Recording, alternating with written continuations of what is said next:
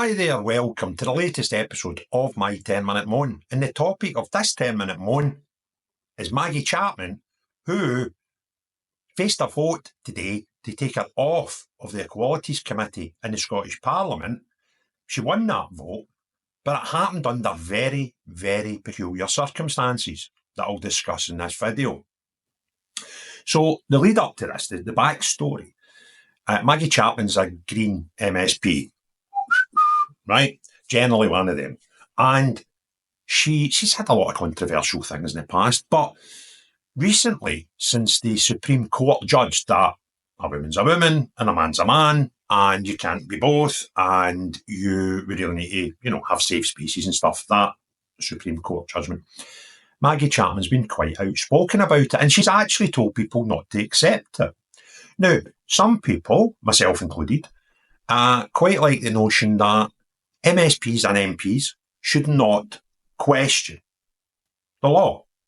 We should be upholding the law. We should actually be expecting people to uphold the law. And if there's a law you're not happy with, then you have the ability, particularly as an MP and an MSP, to actually do something about changing it. Not instruct people to ignore it. So what happened immediately after that, there was a bit of a retort, a bit of a reaction from the trans community and their allies, and a lot of people were kind of meltdown, Maggie Chapman included. So I'm just going to show you a quick video. This is from about a week to a fortnight ago, when the reaction of the trans community to a judgment that they didn't like. And it shows a couple of people speaking at a rally, and then Maggie Chapman speaking at the same rally. And it'll give you a sort of flavour for Maggie Chapman. But listen very carefully, particularly what she says at the end of this clip. Your policies are shit. Suck my fucking dick. The difference between me and J.K. Rowling is that while I have a cunt, she is one. Being reduced to our biology is just bullshit. Incredible company, she keeps saying. Lovely ladies. Now, what Maggie's saying is we will not be reduced to our biology, that to do so is bullshit. So not only is she going against the highest court in the land, she's also going against science, and she's also going against common sense and logic, right? So what happened next? Well, there was a lot of people, myself included, as I said, who felt you can't really be an MSP and be saying things like that, right? It's not really what you should be doing. So Tess White, who's a Tory MSP, tabled a motion, which I kind of think she should have done it in Parliament, to say you shouldn't be an MSP anymore. However, she knows more about the game than me, so she probably decided this was the best route. Maggie Chapman is a member of the Equalities Committee inside the Scottish Parliament. Quite open-minded about things, eh? And Tess White, Tory MSP Tess White, tabled this motion for the committee to suggest that she should be removed from the committee. Now, that's fine, and I support that, although I think we should be going further. I support that idea. That's a good idea. So today, this morning, the committee met to take a vote on the said motion of kicking Maggie Chapman out of the Equalities Commission when she is quite evidently telling people not to accept equality issues, right? Because at the end of the day, people go on about trans rights on this and totally ignore some of them. Women's rights on this, women being that amount of people, trans being that amount of people. So folk like Maggie Chapman want to ignore these people for these people, which is a bit bonkers. Anyway, so they took a vote. Now I'm going to show you the video of the vote. Then I'm going to point out 3 things to you, which I think are wrong. And one of them, I would like people that have better knowledge on the thing. I think the vote was done wrong. So let's watch the clip first, and then I'll talk about the 3 things that I have a bit of an issue with. The question to the committee. The question is that motion S6M 17314 in the name of Tess White be agreed. Are we all agreed? No. No, we are not agreed, so there will be a division. Those in favour, please raise your hands.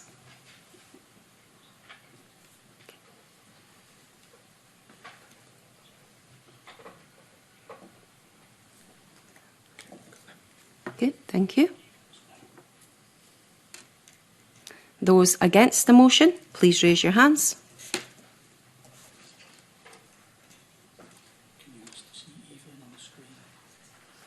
Evelyn, can we please see you on the screen, raising your hand?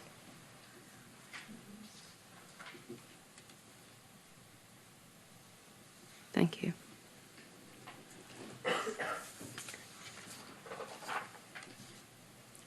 Okay, thank you. And are there any abstentions?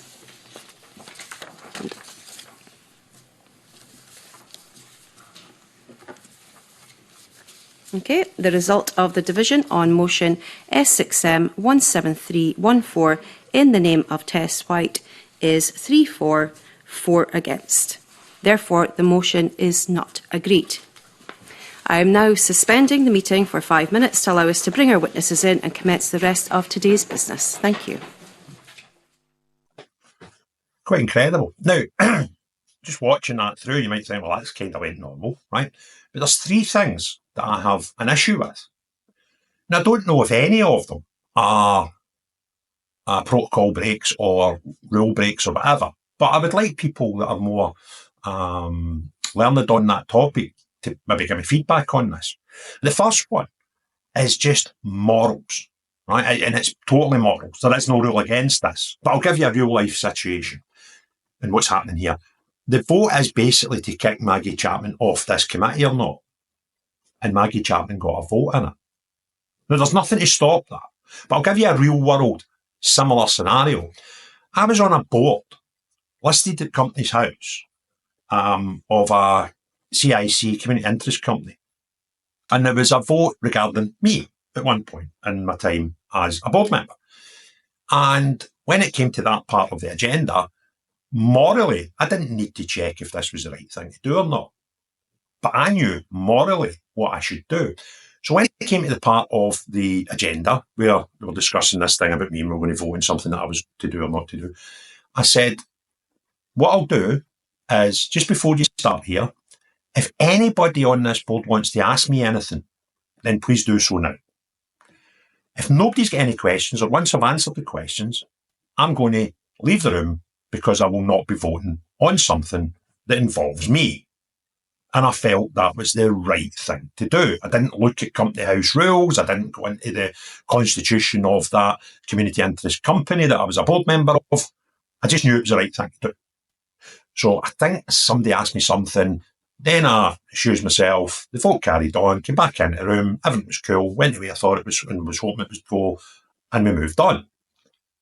Maggie Chapman didn't. Now, Maggie Chapman isn't in the room and the vote takes place, but I'll just show you this small bit. You'll see Maggie Chapman, there's a camera, there's TVs underneath the table that the people on the committee can see the people who are not physically there. So she, but I wouldn't have been there because I know the difference between right and wrong. I don't need to check anything now. I'm quite sure the constitution of that parliament, the rules of that committee allow her to be there to vote. But that doesn't mean you have to vote. And I would prefer my MSPs to have more morals than Maggie Chapman and have morals similar to mine when I done a similar real life situation. And, a vote about me. So that was the first thing. So it shows you Maggie Chapman's morals, and she has none, right? The second thing that happens is the chair voted against the motion.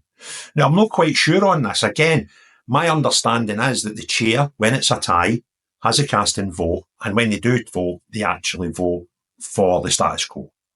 So in a situation like this, then they would be voting for him not to be papped out, because that's the status quo. Right, so I kind of get it would get the same result anyway. But the chair physically voted. Now, I might be wrong with this. I just thought it was a bit odd, right? So that's not the biggest thing. But the mic drop moment for me was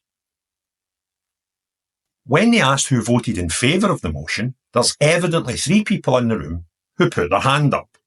It's as clear as you can see.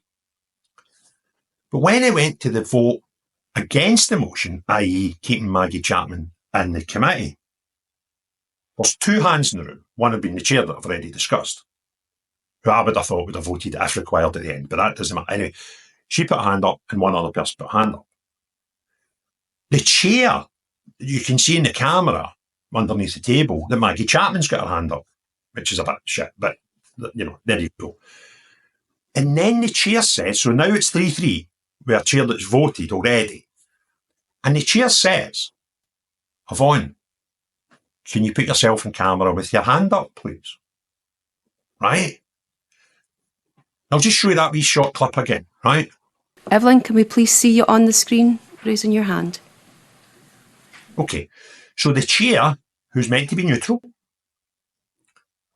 can't see someone on a camera who's not in the room, but knew how she was voting, right? Because she's invited her to come in and she put her hand up because she obviously knows she's going to vote against the motion. Now that, again, might or might not be a rule break, but morally, it's a bit stinky, right?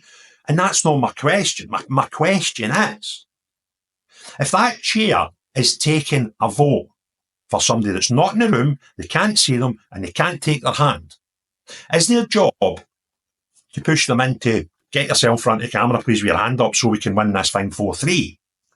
Or should she have taken the vote of only the people she could see?